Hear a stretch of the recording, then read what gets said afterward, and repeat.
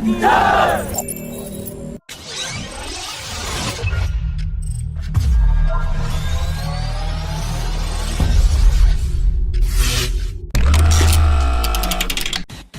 a major development, the DRDO has flight tested the Rustom-2 medium-altitude long-endurance indigenous drone for 8 hours at an altitude of 16,000 feet.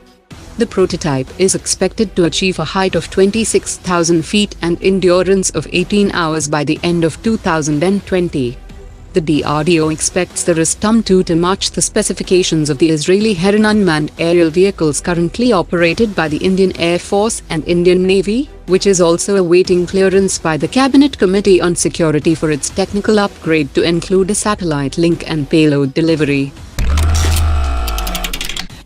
India has issued a no-time warning for the launch of an experimental flight vehicle for the period from 16th to 17th October, and Indian military watchers are counting that it will be the first developmental test of the China-centric Pralay short-range surface-to-surface tactical ballistic system, which can deliver 800 kilograms payload to a maximum range of 500 kilometers, and is based on the Prithvi defense vehicle of the Indian BMD program.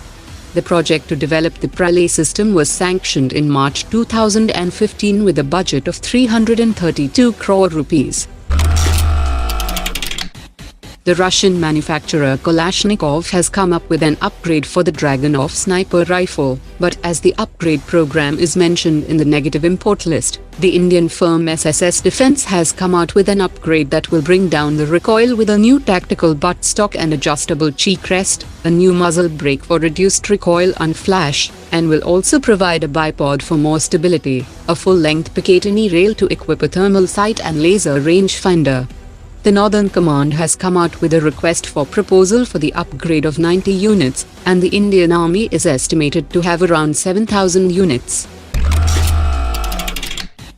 The Ministry of Defence has cancelled a 2,500 crore rupees contract with Reliance Naval Engineering Ltd that was signed in 2011, due to the delay in delivering 5 offshore patrol vessels to the Indian Navy.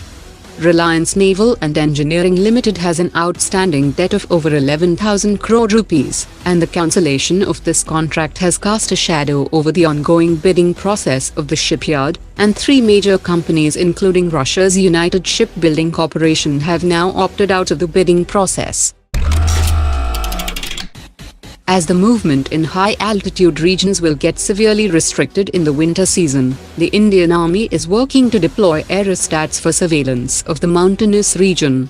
The Army is open to the private industry to develop aerostats that can be deployed above 20,000 feet, as commercially available systems will not meet the requirements.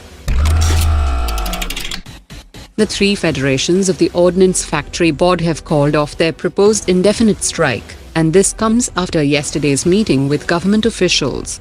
The government had formed an empowered group of ministers to oversee the process of corporatization of 41 ordnance factories, as the present structure of the Ordnance Factory Board is inconsistent with the requirement of production center.